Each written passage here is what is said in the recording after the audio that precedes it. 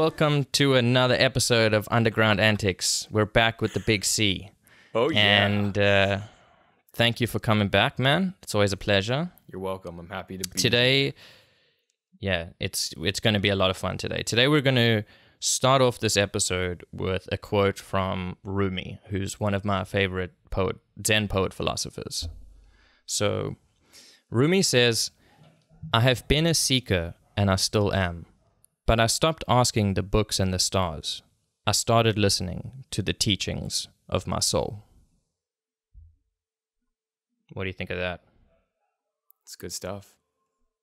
Yeah. I mean, I'll tell you why this... Yeah. No, I mean, I'll tell you why I selected this quote, because it's been resonating with me a lot recently. You know what? I've been thinking about how, like, over my life, I've been really trying to figure things out for myself, like figure out who I am, why things mean things to me, or why I do certain things. And for a long time, I thought that I would be able to find answers in academic studies. So I'll tell you, at school, it was funny. So in 7th grade, I won this stupid award at school called the Curiosity Award, right? Which was like them basically being like, haha, you're curious, good for you, stay with it, right? Yeah. Which doesn't always align with like traditional academic study pursuits, because if you go too far out of the field, they're like, no, come back. Don't be that curious, just a little bit. But anyway, so, I've always had this like curiosity for life and for how things work and why things are the way they are and why I am the way I am. And for a long time, I thought that I would be able to find answers to those questions in academic studies, which is why I did my undergrad like in philosophy, because I was able to like take a real deep dive into trying to learn essentially the answers of life or the answers of the universe. And I thought that like doing a philosophy course or reading philosophy books would at least bring me closer to that answer. But what ended up happening was that in academic philosophy, it's mostly, there's different parts to it, right? Like one part of it is understanding the strength of arguments. So it's more like an academic game of like who's got the stronger argument, like for or against something, or who can like pick holes in other people's arguments. Mm-hmm. And so there's a strong focus on like whether you can create good arguments, as opposed to like the other side of it, which would be what is this person trying to say, right? Like what is the meaning behind their words, right? Because like a lot of times I find that different people have different ways of explaining the same phenomenon that they see in reality. And you actually can see this in psychology quite a bit, where human behavior is very bizarre and erratic and nonsensical a lot of the time, and different theorists come up with different reasons for it. Like, so Freud was like a big unconscious dude. Then you had like your behaviorists who were like, no, it's all behavioral and learned behavior, as opposed to, like unconscious drives and desires. Then you have some people who are like on the cognitive side of things, where it's like, no, it's all brain stuff. But everyone's trying to, and they don't always work together because they contradict each other sometimes. And so it's very difficult to know who's right? And they all have clinical effectiveness, like in helping certain people, because it resonates with some people. And that's why like different people find different efficacy in different like therapies, even with the sort of same problems, so to speak. Mm-hmm. So if you're like depressed or you have anxiety, there's so many different types of options you can go for, and some of them will work better for you and not for others, and differently for other people. But it's so-called the same problem, right? And so what ended up happening for me was like, you just end up stuck in the academic space, right? Mm-hmm. Oh, sorry, your video went green for a sec. Oh, I don't know. I'm still here. On my side, it's clear. Oh, right. Okay, cool. So what happens is in the academic space, you like reach a point where they basically say like, well, you just have to choose an answer because both sides give equally compelling and strong arguments, but they're not compatible. So you do have to choose a little bit. And that's frustrating because you don't want to choose, because you're like, well, if I'm choosing to believe stuff, then that kind of doesn't feel quite right. Right? I mean, you can convince yourself into stuff like very easily or whatever it is, but ultimately, you're looking for, well, I was looking for answers that are almost like indisputable. Right. And for me, there was a lot of like, as Rumi said, like looking to the books and then like looking to the stars.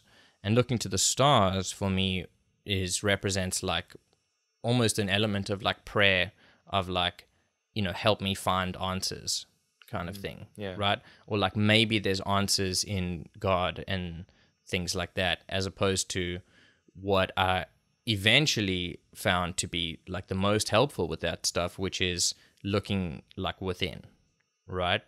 And just figuring out what's real for me, like on the inside.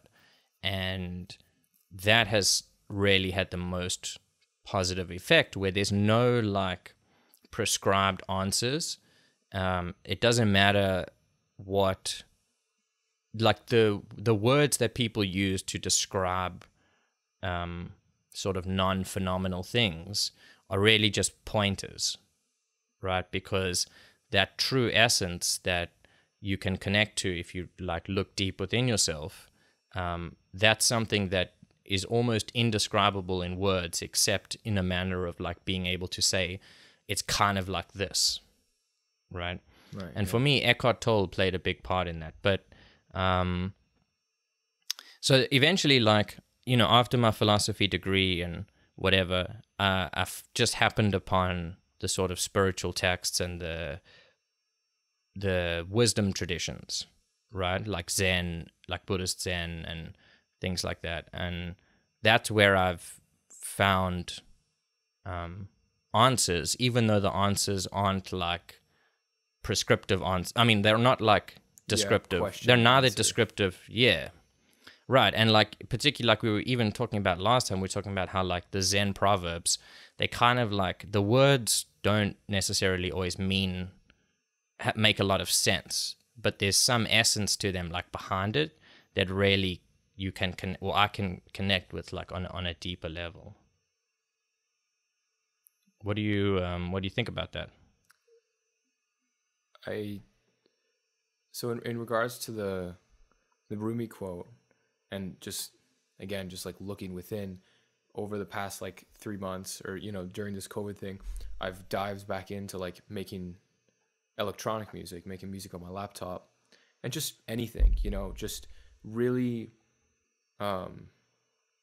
dedicating myself to the process and to the discipline of making something every day, of like showing up and just trying, basically.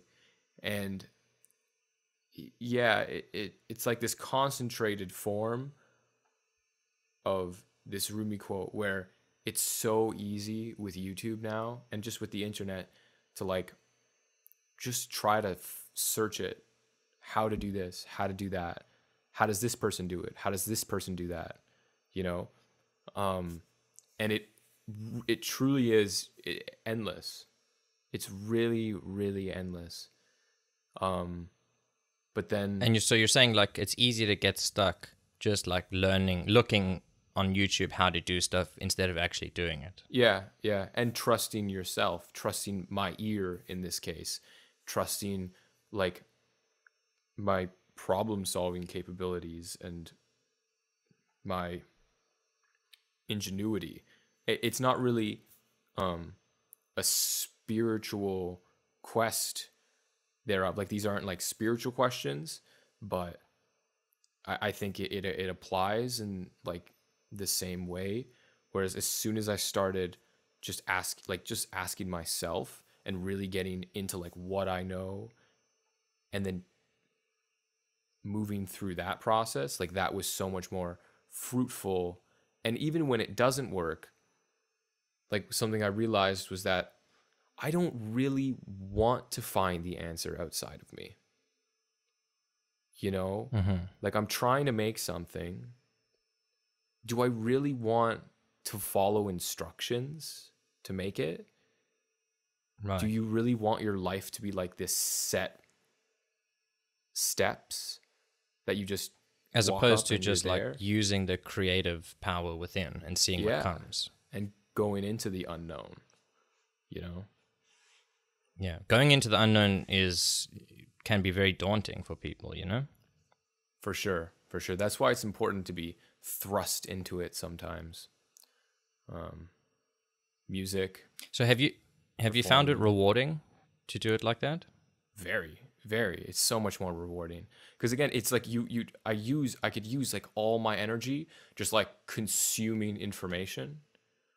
Mm-hmm. But if it isn't like, if I don't like touch my the kind of like direct reality, you know what I mean? Because it's very Mm-hmm. physical experience. Like, I have these sounds and I have these tools to shape them, and it's music, so it's happening through time and in space.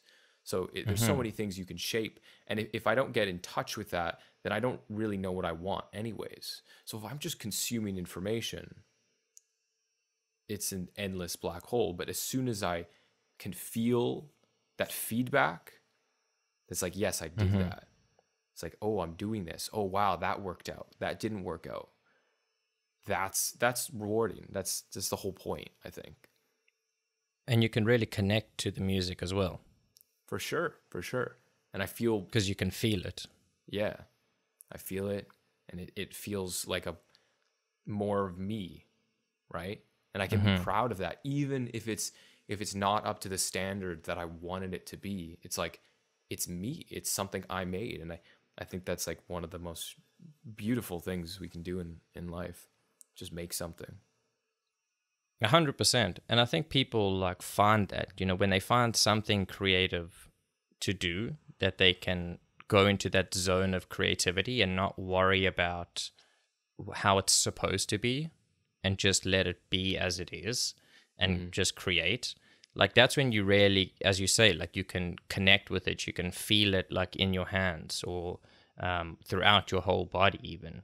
And you know, I think that takes like lots of forms, and music is an excellent one because you can bring people into that space with you if, you know, they hear it. Is there a particular kind of music that like you're drawn to at the moment? You said electronic music. Yeah, I've been into like all forms of kind of dance music at the moment. Because it's like the one thing that's like keeping me happy during this time. You Yeah. know, because it's like super bleak. We can't see Yeah. people. And so like I'm always listening to music and I'm always dancing. And like one of the biggest drives for me is just like, I want to give that to people in my own way. Mm-hmm. Like, I want to give the experience that all this music is giving me. Like, I'm listening to, you know, different forms of dubstep and like trap hip hop and even pop EDM house. Like, I'm listening to everything right now because there's just so much going on, especially now because everyone who can make music is making music because it's like all we can Yeah. do, right? As a musician. Right. So yeah, And like, because you that's the can main thing. like create at home. Yeah, exactly. And you all you need is a laptop. All you need is a laptop, and you can make a hit, man. These days, it's crazy. So Yeah. even just knowing that is so empowering. It's so empowering Right. because like once you realize, it's like, I can't. Like, once I realized I can do this, you know, I can make a life out of this, and this can be like one of the most fulfilling things I do. Then I was just like, I'm diving in. I'm giving everything I got. Yeah. I mean, why wouldn't you? You know, I mean, life's I about guess risk. Life's about risk. I mean, I know why you could, there's reasons why you could say that it's a bad idea, but Yeah. I mean, you can make those kind of arguments for anything, you know? But you know, it's really interesting, like what you were saying about like how during this time, people have like really gotten into the creation, their own creativity, because they're sort of, everyone's just locked up, and that's what you can do if you want a creative outlet and you have some musical inclination. For me, I try and make music, it sounds horrendous. But I've never tried. I've never practiced. I've never been taught anything, so it's not like super surprising. But that's okay. I don't mind. I like listening to the other people's creations. You know, not everyone can be good at everything. But on this new, so there's this new app TikTok, right, which is like this social network app. Oh yeah. So I've heard of it. I don't know if you heard about this recently, but one of the videos that has gone viral from there was a sea shanty. Now, do you know what a sea shanty is? Yeah? Yeah. Do you remember it? So the video was like, there once was a ship that put to sea. The name of the ship was the Billy of Tea. Right? It's cool. I can sing the whole thing. It's so stuck in my head, that song. But the guy's name's Nathan Evans, and he made a video which was literally him singing that, and I think he was like drumming on a guitar with his fist to add like a beat to it. And it went so viral, and people loved it because you could join in and you could like add to it and add different like vocal layers and sounds and instruments and remixes. And it sort of just like took off as like a viral, I guess you would call it like a meme. And, I think this dude, he got huge amounts of like notoriety for it, and hopefully it can like help or create his music career, right? Because people have these like moments and stuff, and like I believe it's on Spotify and everything like that now, which is awesome for him because he's really cool and it's a really interesting song. So for anyone who like doesn't know, a sea shanty, they are those like, they're the worker songs of people who worked on ships, sailors back in the day from a while ago. Like miners used to have songs about digging holes in the mines, and it's really interesting that there are these like ways that people figure out these like morale boosters to use when they're doing like really difficult, straining work, right? And there are these really catchy songs that are just like, you can just repeat them over and over again. And what I found really cool about it was that I would find myself just like singing that song in my head, like whenever I felt a little bit down, and it would just make me feel better. Even though that doesn't make a lot of sense, there's some weird psychology of it where it just like twitches something in your head where all of a sudden you're just like jiving a bit, and you feel a little bit better. And so it totally makes sense why people would like sing these things just amongst themselves while doing their work to like help themselves like get through that like tough time. But yeah, so what's cool about that is that like he made this thing that has millions or tens of millions of views or people like listening to it, and it was just him on his phone singing and like drumming, right? And it's brilliant. And you know what I was thinking? So have you used TikTok before? Or have you seen what it is or any of it? I've definitely seen what it is, but I've never used it. Yeah. All right. So, like a quick version of it is it's like you can make videos that are up to 60 seconds in length, right?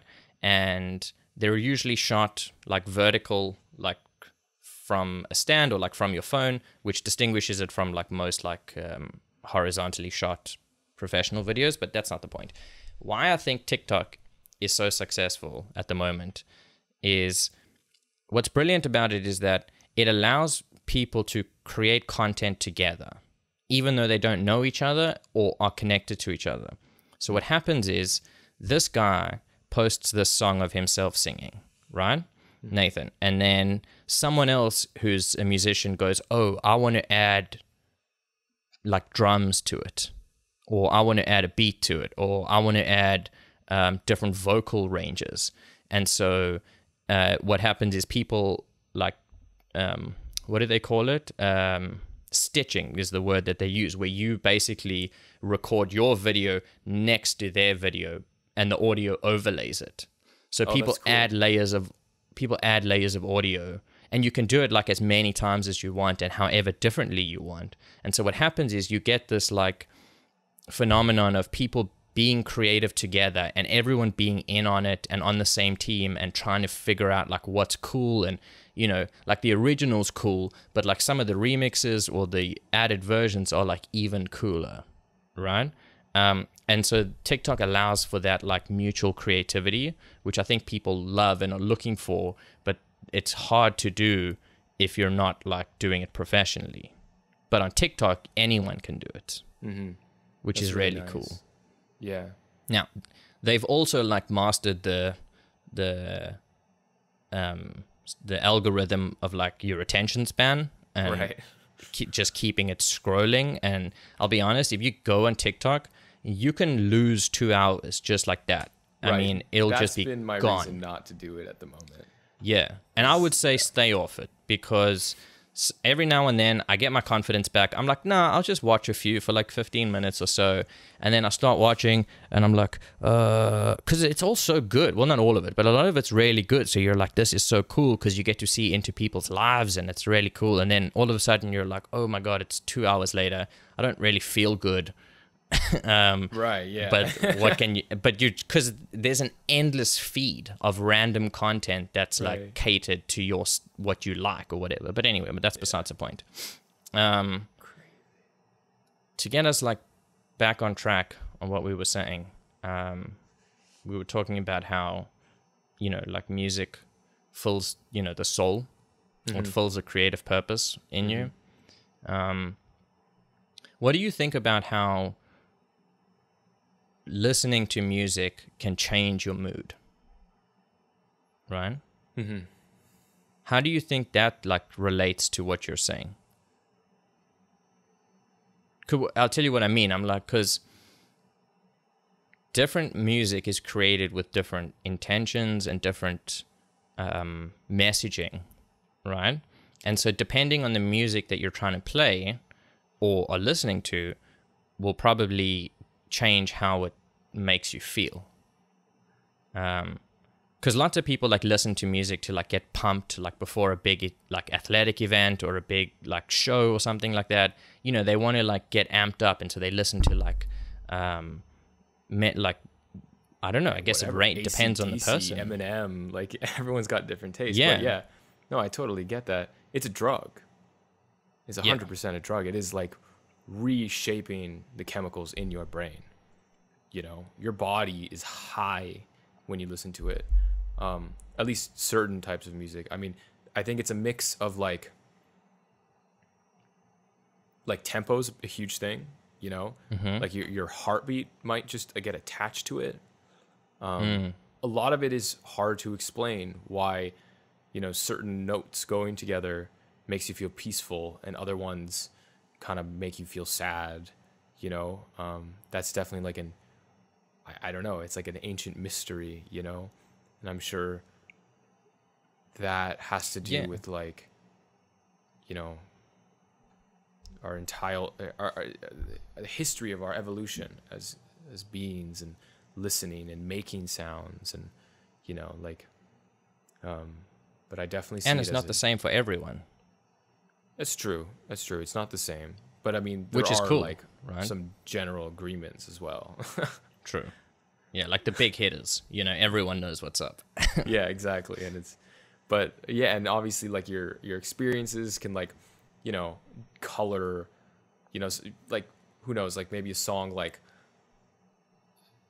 I don't know, Happy Beatles song, like Hey Jude or something might make you really sad for some reason because you lost a friend, or you know what I mean? But yeah, it connects with something in you, or you have like particular memories associated with the song. Yeah. Like of a particular person. Yeah, dude. Like you know what I was thinking is like, you know how so African tribe. Well, it's just not just African, but I'm familiar with like African tribal. One of the things that they do is like dancing, right?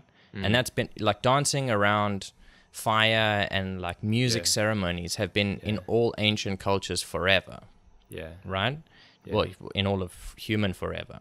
And in the beginning, it was just like by using people's voices and, you know, probably sticks. Primitive instruments, sticks and drums and things like that, you know, with like leather drums. And some of the cultures, they do it like every night, right? And they to celebrate. Right. And it really is just this like pure celebration.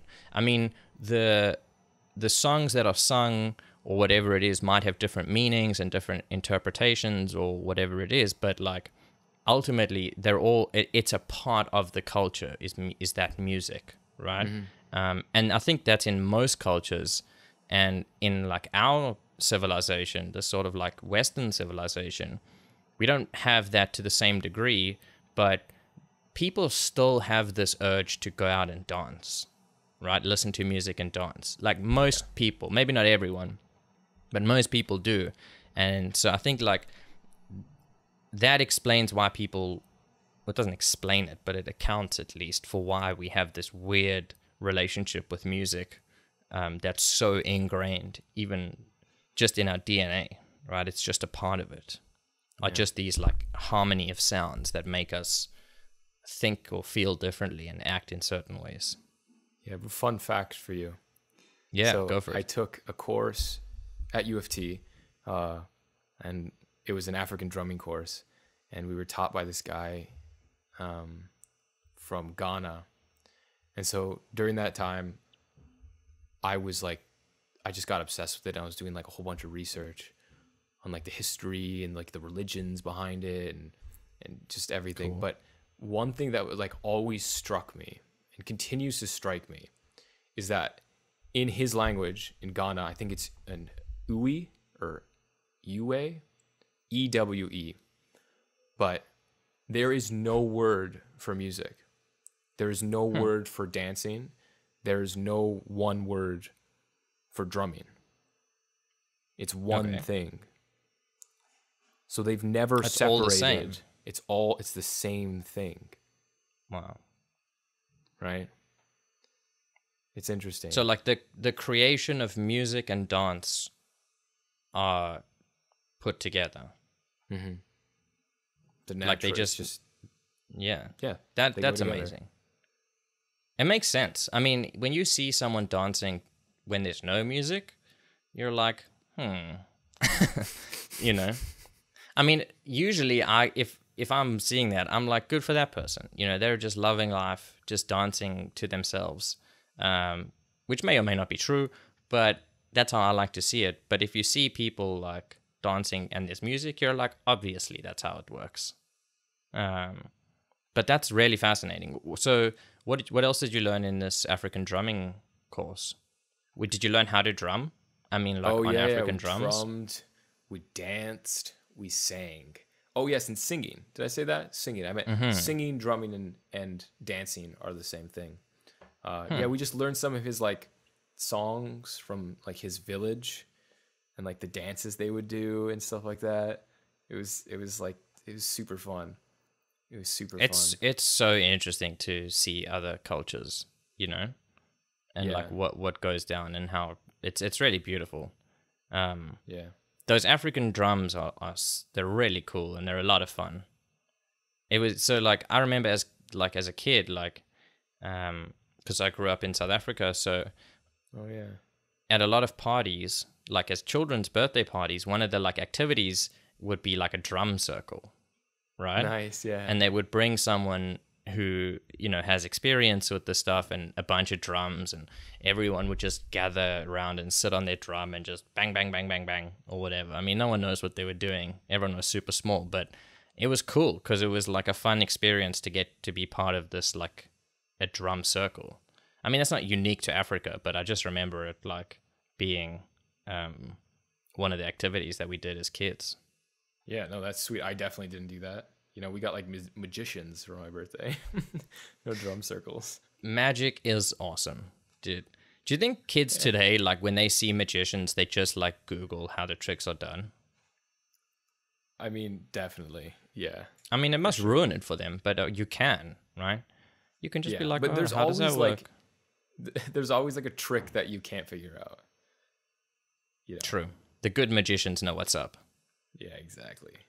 And then dude, David Blaine is my favorite magician.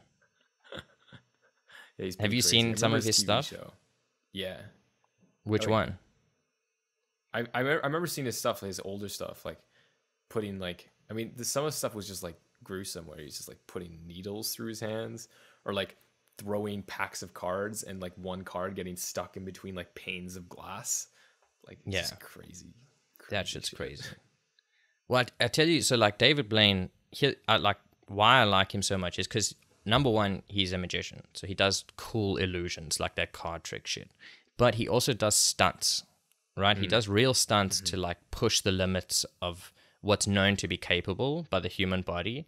And he puts himself in extremely dangerous situations and trains for them, obviously, for a long time, but still like unreal. I mean, like he held his breath underwater for like 17 minutes. I remember he did that shit live on TV. And what, I mean, there's a cool part of it where it's like, is it an illusion because he's a magician, but it's a stunt or whatever? But through interviews and stuff, he's like, no, it's all real. Like, that's what he does. Or like he put himself in a block of ice, like in New York. So they constructed like a room of solid ice, and he just stood in it in like a really tiny space so that he could only just stand. Like, so he would just stand like this, and there would be ice right in front of his face and ice right behind his head. And he was just in like a pair of underwear or whatever and a beanie. And so he had to stand in place in this ice cube, and he stood there for like 3 days, right? No sleep, no food, nothing. And they did this like in Times Square or something like that so that people could see and watch, right? And it's so ridiculous, but it's so cool. And it wrecks your body, obviously. And he didn't sleep, so he was like hallucinating, and he was seeing like all kinds of like crazy shit. And obviously like hypothermia is a real risk. But I remember he did that, and that was just unbelievable. He buried himself in a coffin for like a week. So to be like buried alive. Yeah, why not? Just casual Saturday. Just be like, hey, what you doing? I'm just digging a hole. What for? No, I wanted to see what it would be like if I buried myself. You know? Yeah, man. What's the worst that could happen? You know? Yeah, I mean, you die. Oh, but yeah, it's not the worst thing. But I mean, you know, that's the game of life. You know, you try it out. It's good stuff. You can hallucinate. That'd be fun. Yeah, just hallucinate trapped in a box underground. Just like can't move. He suspend. What? This idea of burying yourself alive. No. I'm like half serious. How could you?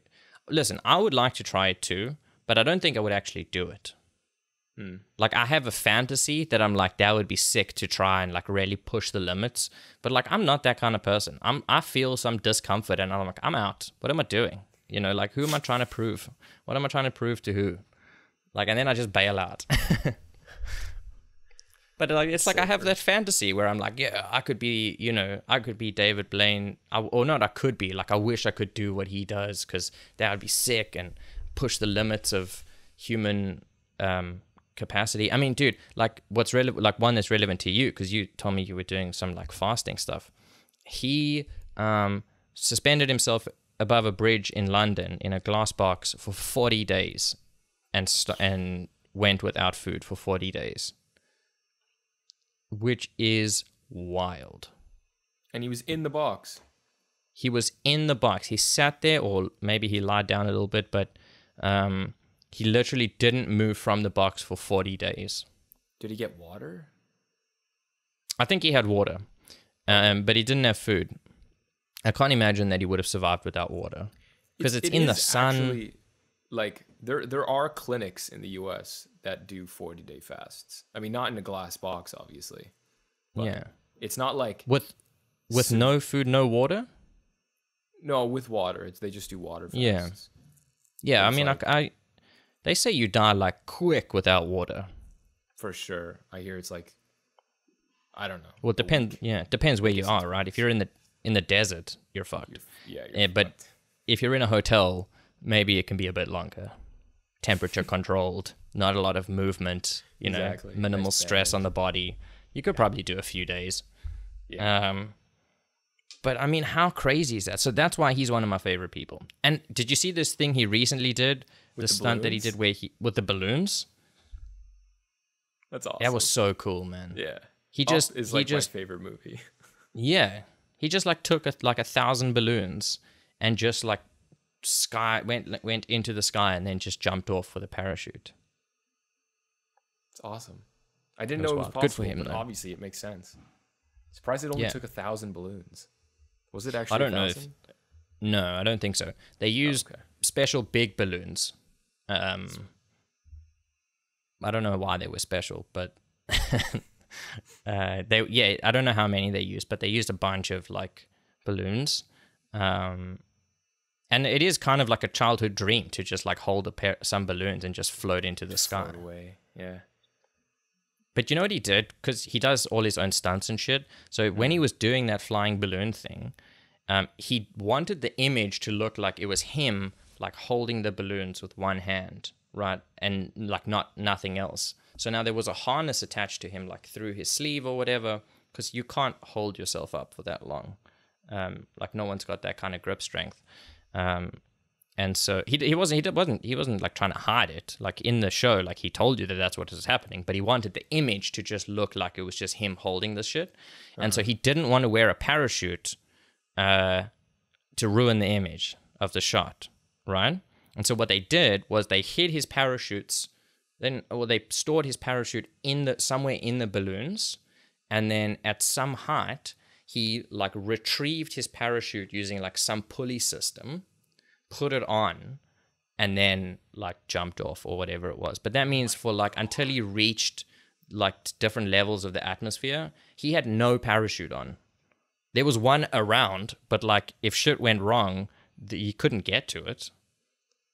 Jeez. Which it was so crazy, but it was so cool. Good for him. He's the best. Yeah, I dig that. Fearless. He's got that like DB Aces of Spade tattoos like on his hand. I've always wanted to get that. I thought it would look sick. For David, would you still get David Blaine? Well, it doesn't look like it's his logo, and it looks like like a spade of the cards. You know, there's like a spade that suit. Yeah, so he like it's brilliant logo because he just like cuts it in half, and then it looks like a DB, right? Yeah. But it's actually like it's a spade. I mean, I'm not going to actually get it, but I think I would like to. Yeah, I think it would look cool. Homage to, The problem is if you get tattoos of celebrities and then a few years later some shit comes out that you didn't know about, and now you got a tattoo that is just attached to it. Yeah, best to not. That's got to be rough. And get something about your own soul. Exactly. Thank you, Rumi. You're welcome. Yeah, no problem. So the other thing that we were chatting about before we switched on was psychedelics. Yeah, my favorite. Great topic of conversation. Mm-hmm. Tell me some of your experience with psychedelics. Mm-hmm. So I'm tripping right now. Okay. No, I'm not. That'd be cool. I've never done a podcast. No, I guess we should do one like that. That would be funny. That would be funny. Dude, you'd be like, what was that? Just like looking away, just like. Oh, come on! No, well. No, I'm joking. Yeah, I know. We should do it though together. Yeah. I would be down. We should do it like in person. Yeah, of course. I'd be happy to that'd be introduce cool. you. Because I've never tried psychedelics before. What's your favorite kind of psychedelic? The mushroom. The mushroom. Yes. Don't they? Do they call it? What do they call it? Mother mushroom. Shrooms. Shrooms. Yeah. Shroom. So what's it like? What's it like being on shrooms? What's the experience? Well, obviously they're different for everyone, but for me, I've had some very like cathartic, loving experiences on them. Just like, so, do you have like an example in mind? Can you like set up the context? Where were you? Who were you with? What were you doing them for? Usually I just do them for fun, right? Yeah, I feel like that's usually how I like convince my friends to do them, because for some reason, I guess going to university kind of like opened me up and like staying on res and stuff. But most of my friends are like, suburb kids, so like they're not super open to it. But so yeah, I was doing it for fun. I was at like a cottage, friend's cottage up in Blue Mountain. I think it was my 19th birthday, and we were just hanging out, just hanging around, and then we decided to do some. So I think I ground up like 3 grams in like some orange juice. Really nice way to take them. Supposedly the acid, it covers up a bit of the taste too, and the acid helps like digest it, because it is like it's like a moldy mushroom you're eating, right? So it gives you like, you know, you get a bit of like light, like little butterflies in your stomach and stuff like that. Doesn't taste like shiitake. No, it does not. Sometimes they taste like chocolate, but then sometimes they taste like moldy chocolate. So it's a very fine line. Okay. Yeah.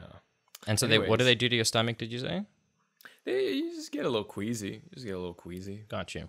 Because they're moldy. Yeah. It's like, I mean, that eating would make too much sense, blue yeah. cheese. Yeah. No, it's all good. You know? Yeah, people all eat good. mold all the time. Yogurt, live cultures, blue cheese, all that shit. Exactly. It's no biggie. It's just a new one. But Yeah. I'm very convinced that, like, I mean, there's the famous stoned ape theory. Have you heard of that one? The stoned ape theory? Yeah. Right? But tell me again what it's about. So that's tennis. No, oh my gosh. Terence McKenna's tennis. Yeah. Terence McKenna's theory that mushrooms and psychedelics of the like were a catalyst for human consciousness, for the evolution of human consciousness. He just imagined that, you know, you have these apes, and then, you know, they eat this mushroom, and it just kind of amplifies the ability for self-awareness. But also there's like this other point of view that it's not really like, consciousness isn't really this thing, this new thing, you know, it's not really this thing that just happened and it grew or whatever, but it's like, it's a flower and it blooms, you know. It's like, so that is part of the feeling, is that you're at your fullest expression sometimes when you do these mushrooms. Fullest expression, like as a person, or as a do you feel like connected to everything? Well, exactly. I mean, you are a person in this world, you know, and so it just, it opens you up like that, and you know, you obviously feel the unity, the continuity between self and other, you know, environment, and it's just, I always find that I can let go into it more, you know. And music is incredible, dude. Yeah, it's so amazing. It's like listening to different music. Yeah, just everything. I've listened to funk music. I've listened to Mahler. It definitely becomes way more visual. What do you mean? Like visual hallucinations, so to speak? Like when your eyes are closed, yeah. Like with your eyes are open, it's nothing intense. You know, it's not like... Oh, I see. Internal, like fireworks. Yeah. Gotcha. Internal fireworks, and especially the music. It's amazing. So you said you did 3 grams. Is that like a lot? No, that's like just under the average dose. 3.5 grams is considered like the dose, the shroom dose. And I've done that before too. I'd recommend it. I think it's like the best form of the trip. And you like to do it with people? Or, sorry, go ahead. No, I like to do it with people. I was just going to say that if you don't do enough, you're basically microdosing, and it won't, especially if you're doing it for the first time. Right. You want something that'll like push you to the other side, basically.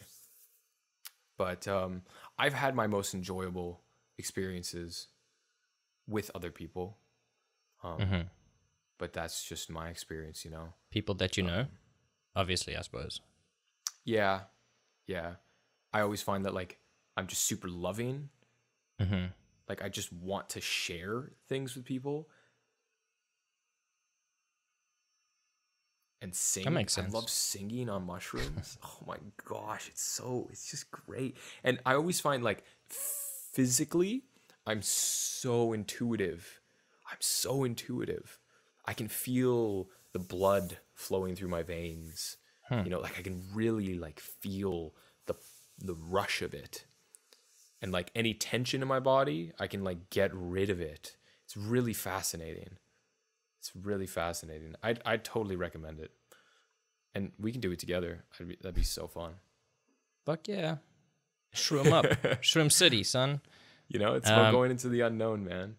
Can you, I mean, presumably it can go also not so good though. Yeah, obviously. For some people, But maybe not for you. that's why I usually like that's why they always recommend to have someone around, because the subconscious is a very deep and dark place. And Right. it's easy to get lost. If you do too many, it's easy to get kind of lost in a tunnel. What do you mean?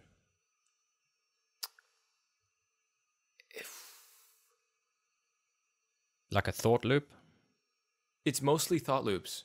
It's mostly because you keep confusing the word with the world. You know, Okay. I had a friend who So you kept mean like saying inner and his outer name. reality are become one? Yeah, I guess. Well, no, you don't have And to agree with me. I was just, I was just checking. no, I mean, I'm trying to Yeah. find the words for it. I don't know how to explain it. You know, I really don't know how to explain it. And I think that's part of the thing that might push people over the edge, is just the inability to explain anything that's happening in that moment. But the real trick of it is that you don't have to. You know, Don't have to what? you don't have to explain it. Oh, I see. You can don't just have experience to- it and then just keep it Exactly. to yourself. I see. Exactly. Yeah. And have you It's done like actually- other psychedelics? Sorry, go ahead. Yeah. I've done acid and MDMA and 2CB. What's that? They're all kind of 2CB is like a 2CB? I don't know. It's like this alt. Yeah, 2CB. It's like this alt chemical. It's like a mixture of MDMA. It's like a kind of version of MDMA. Right. Okay. I don't know how to explain it. Like the high. Like when I did it, all we did was like watch the Nature Channel. It's just like, I don't know, just like lights are like brighter. Like everything, Cool. like the detail is so rich in everything. But then like I can't help by thinking, like I like just reflecting on doing substances, because it's like nothing changes, really. You know, it's the same world. So it's like, why am I so amazed when I'm high and I get bored so easily when I'm not, you know? And I find that like a powerful meditation to just get into the inexplicable quality of things, and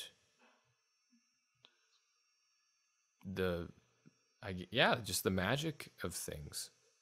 Yeah, the majesty of the universe. Yeah, exactly. Would you say that when you're like on a psychedelic high, would you say that it forces you into the present moment? Oh yeah, for sure. So do you think that might be part of like what makes the experience enjoyable, is that you can really be present with where you are, plus the intensified sensations and the difference in perspective from like your normal way of seeing things, and it sort of feels like a new world that you're experiencing. Even though it's the same world, things, you know, are like new. Neurologically, Yeah. it's been explained as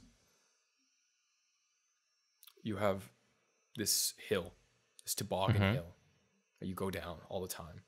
And, you know, after a while, the grooves start to form.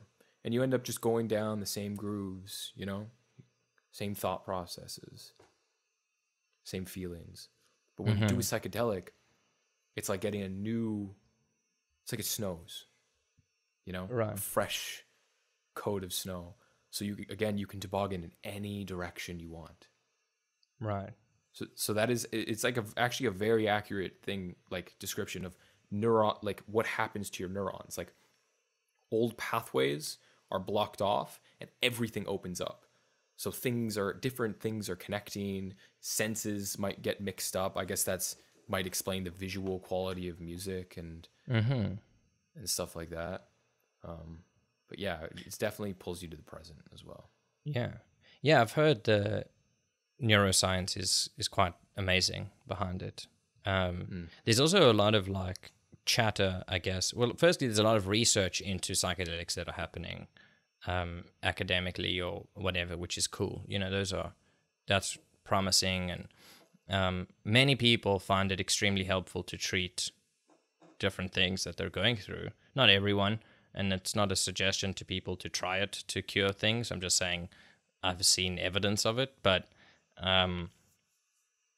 like microdosing, for example, is this like phenomenon that I've heard about where people take essentially like a tiny dose of it every day or every other day or something like that, so that you don't like trip from it, but it still has an effect on your brain or on your whole being. And then if you do that like consistently, it can make changes. Now, I don't know that that's been like super well studied or whatever it is, but people have reported good things from it. I'm sure there's some who it didn't go so well for, but like it's a really interesting concept because it's like taking an antidepressant or an anti-anxiety medication, where it's like you take a little bit of it. Because like, it's interesting because like we have a really strange societal conception of drugs and substances that distinguish them from other shit. I mean, like Adderall is an amphetamine, right? Like it's dextroamphetamine instead of like methamphetamine, but it's still like a hardcore stimulant drug. And many like, opiates are used as painkillers all the time for people, and it gets some people in trouble. But we have a very strange distinction between what's like okay and what's like not okay. And similarly with like alcohol and like caffeine. Weed, for example, caffeine, sugar is a fucking bad one. TV. Yeah, that TV. Television is a drug. Yeah, everything. Really? Yeah. Yeah.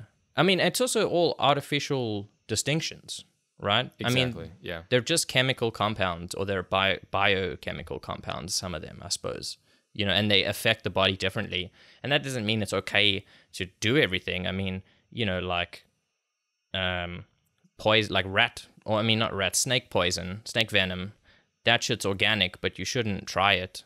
Like that's doesn't, just because it's natural doesn't mean it's going to go well for you. But, the sort of like, because, what, like the other thing is, it's like if you have like a beehive, right, that the bees make, we don't consider that artificially created. We consider that like a natural structure kind of thing, right? To some degree. But when we make buildings or pharmaceuticals, we think of that as like artificially created. Artificial. Yeah. And it's not really. I mean, it is, but it's artificial in the sense of like, without humans, maybe it wouldn't be there. But it's not like artificial as in it's like nature, separate from everything, Yeah. It's a really strange, it's a strange world we live in. I mean, that obviously stems from like our feeling, our sensation. Like it stems from the sensation that we are separate from the world. Correct. Which is visually, sure, makes sense, right? But I find that like psychedelics is also one of those things that will cure that illness. I call it an illness because I personally think that the what happens due to that perception is mostly violent, right? Because then you're opposed to everything instead of in harmony with it. But I find psychedelics will cure it quite rapidly. Yeah, or at least, help the evolutionary transformation of it. it is a very interesting subject, and particularly like, okay, so what's your most, do you have any like stories of like bad trips or where it didn't go as planned?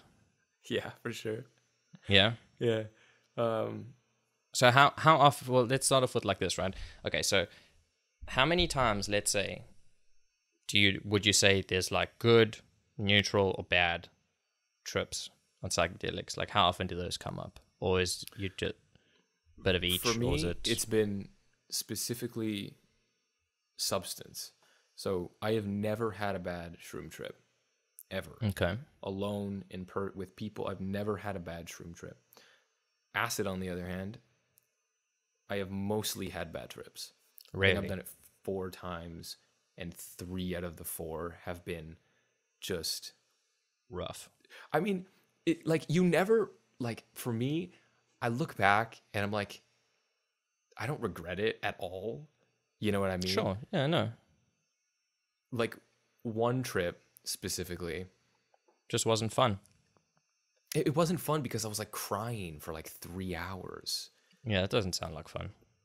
But it's crying is such a crazy experience. Was it cathartic though? It was cathartic to the umpth degree, because like I was just freaking out at the sensation of like water coming out of my eyes. Like my reality was like folding in, because you know, like everything's like blurry, right, and whatever. And then every time I would like come out of it, something else would like shock me.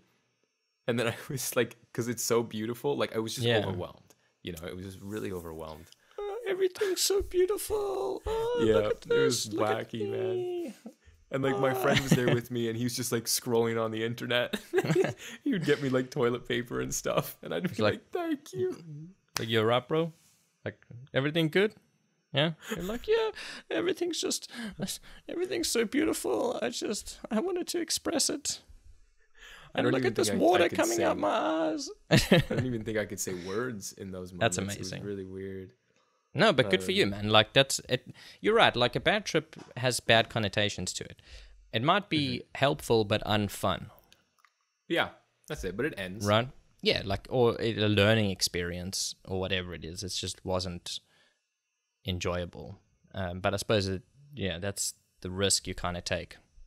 Or, you know, I don't know if it's a risk, but it's like you accept the possibility of that happening. Yeah, for sure. For sure. But it's always interesting, you know? Oh, I'm sure. Because it's so internal. It's such a, I know it's like psychedelics are like connected to like the unreal, you know? Mm-hmm. It's illusory things. But honestly, nothing feels more real when you do a psychedelic. Because it transforms what you think is real, you know? And when you jump off like that kind of precipice, it's exhilarating, you know? Yeah, I'm sure. In terms of experiences, like, I'm sure you can't equate it to much else.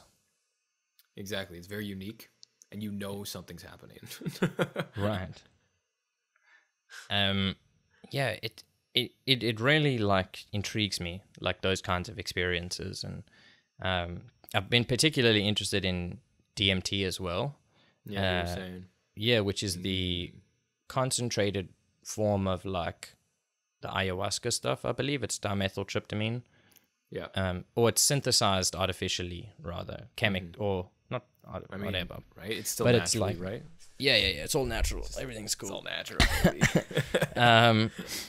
But what's interesting about it to me is it's like, from what I've heard, is it's like 15 or 20 minutes, or it's a short amount of time, and it's like, it's super intense for a short amount of time, and then it's done, as opposed to the other kinds of psychedelics, which are like hours of experience, and generally, I suppose, less intense.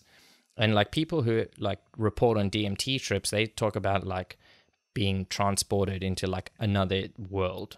Right? There's these beings there with you and crazy. And what's wild is that it's wild that so many people have like corroborated like similar stories of this like other world, right? Yeah. Which is wild. I mean, it could be, there's a few possibilities for that. It's like, well, the drug affects everyone's brain in the same way, which would produce the same kind of visual illusory effects, right? So everyone will see similar things that other people can't see because that part of their brain gets activated or whatever it is. Or it really is like a teleport into like a different reality that everyone can go to and see. So it depends on where you think the reality lies, whether it's in your head or in the external. Yeah. Dun dun dun. Sadly, I've never done it. I really want to though. Me neither. Oh yeah. I tell you what the problem is for me. And I'm sure other people have the similar sort of fear, right? I'm afraid of like, I guess I'm afraid of it going bad and then not being able to recover from it. Right. Yeah. Now, common. A common fear, not a common reality. No, not at all, really. Yeah. Because I mean, there are people. Yeah, like there are people who have some kind of like a predisposition towards certain things, like schizophrenia or psychosis or whatever it is, that these things can like activate, and you know, and then they're like a catalyst essentially. Whether they caused it or just catalyzed, it's like it's debatable and whatever. But and like the chances of it happening are also low. I feel like there's also this fear of insanity that is kind of perpetuated throughout our culture. That's interesting, yeah. Like our most celebrated art is borderline insane. Like the Joker, the character, the Joker, or some musical art, or you know what I mean? Like it's, and I feel like that's something a lot of people have to overcome because we're so, we're programmed, we're conditioned to be like, you know, fit everything into boxes. Our words have to be spelt right, and our sentences have to make sense. And, you know, so a psychedelic will definitely kind of give you that nudge to be like, hey, it's okay to be a little crazy every once in a while. You know, you're not going to lose your mind. There's nothing really to lose anyways, kind of thing. That's true. There definitely is that fear of like what it would mean to become insane. And I think that's partly because like there have been instances of like people like it like going south and then having to like, you know, get locked up in like mental hospitals and shit like that, which is probably so rare that you're more likely to be hit by a car or some shit like that. But it's kind of, you know, you're still walking into the possibility of it happening too. But it doesn't mean you shouldn't do it, because it's like, dude, it's like, you know, some people every moment. Yeah. You change every moment. So there's nothing to hold on to anyways. True. You know? But I do understand your fear of like getting to a place like, but you will always change. Like you can't go back. Doesn't matter what you do, whether you eat a meal. Of course, yeah. Right. But I do understand like you might break or whatever. But most people will not. But yeah. No, I understand. No, but it depends, right? Because there's also different levels. Like mushrooms are the like entry level. I mean, unless you do a huge amount, but like you can start off slow with like mushrooms and see if like a little bit, you know, fucks you up or if it doesn't, and then you can kind of like judge it that way. Whereas things like acid or like DMT or ayahuasca, it's like once you're in, you're in. Right? It's like you're welcome to the journey. It's exactly. And it I guess there's also like a sense of like what happens if I get like overwhelmed or whatever it is. But as you say, like that's why you should have a person there with you who can keep you grounded or guide you through or whatever it is. And the ground actually keeps you pretty grounded as well. Like the floor? The floor, like lying down, stomach first on the ground. Very peaceful experience. Interesting. Very peaceful thing. If you're ever like freaking out. Like, I mean, like the word grounding literally, you know, it comes from the ground. Yeah, connect to the earth. Yeah. So just So, putting that out like there. shirts off on the ground, like Yeah, just lying down. Just skin you to keep ground your clothes contact. on. No, just that flat surface, and just Right. being able to like let go of everything. You know, every Right. inch of your body is being held up. You know, you don't have to align, you know what I mean? Because sometimes that can get like pretty wonky. Like just standing up, just like walking can be quite a strange experience if you're on like too many psychedelics. And it's like obviously possible to hurt yourself if you're like running around or whatever. Right. So yeah, That makes sense. ground is I your mean, friend. yeah, because you can let go when you're on the ground, right? You don't need to worry about anything. And if you're face forwards, then, you know, you can... Yeah, and you can just like feel your face, you know, on the ground. It's like, wow, there's like bones and shit in there. Right. What? I'm a meat machine. A meat machine. Meat Dang. machine who's self-aware, knows what's up. Meat machine. I like that. Yeah, it's a good one. And Here's a random fun fact for you that we can end off on today.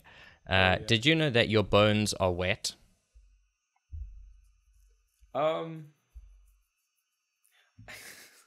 How's that for your meat machine? That's a I don't fact, think I was son. convinced they were dry though. I don't. No, but you might have. You just didn't think about it though, did you? No. I guess every time I see bones, they're like not wet. Mm-hmm. But okay, do you want to hear some dark humor for you? Right, another one. When a like a dead body is being cremated, right? There's a point at which the meat is cooked perfectly before it burns. Oh, that's gross. No, I'm just throwing that out there. Like, you don't have to, so you know. gross. I'm just saying. Like, I read that somewhere and I was like, that's interesting. That's probably true. What do you think's the best part of a human to eat? Probably like it would probably be like the thigh or the something like that, like muscle, you know? I guess. I don't know. I've Maybe you actually could changed over to be delicacy up. vegetarian. You're a vegetarian? I'm a vegetarian now. So then this is an extra fun conversation for you. Yeah, totally. I think I would just eat skin. Eat skin. Crispy skin. It would be hairy I don't though. want anything hairy. Oh yeah, that's Yeah, true. wouldn't that bother you? Well, I mean, if I ate your skin, it doesn't look too hairy. That's true. Certain parts, I guess, you could Yeah. cut away. But like generally, I got quite a lot of hair around shoulders, back, you know, even on the head. Well, the problem is like with this baldness. Well, I mean, you know, I shave it obviously, but you'll be like chewing stubble. Like I think it would like Right. prick you on the inside. I can't imagine that that's going to be like pleasant. Why not just skin it and then take the meat out? Eat that. Okay, that's fine. I don't know. Yeah, I'm very just Fun just way. spitballing, you know. Yeah, I don't know. It would be a tough decision if you had to eat a part of someone. I don't think I would. I don't think I would like to do it. So I wouldn't be thrilled about it. No, I would not be thrilled. I'd rather do psychedelics than eat someone. That's for sure. Oh yeah, me too. Oh yeah. Would you rather eat someone you know or you don't know? What? I would not. No. Okay. Those are horrible options. Here's the hypothetical situation, right? You're on a boat, like a lifeboat, because your ship sank, and there's 3 of you on this lifeboat, and you're stranded at sea, right? There's you, there's one of your friends that you know who you went on the cruise with, and then there's a stranger, right? And then there's the 3 of you in this boat. Yeah, I'm gonna go and get pizza.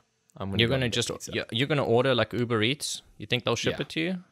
Yeah, I think so. For sure. Maybe like Uber Eats copter. That would be cool. Oh. They like fly it, or a drone, I guess. It doesn't have to be a helicopter. It can just be a drone. I feel like that will be a thing eventually. Once we all have helicopters. You know what the problem is? Drones make so much noise. So do helicopters. They're these little such a things. disturbance to like silence that I think that it unless they can figure that shit out, it can't take off because it's just Yeah, you there's know. gotta be. We gotta figure out the zero gravity thing. I feel like, you know what Yeah. I mean? Oh, it's Some kind easy. of magnetic, just floating. I like, you know what bro science is? So like bro step. It's No, a like bro, dance yeah. genre?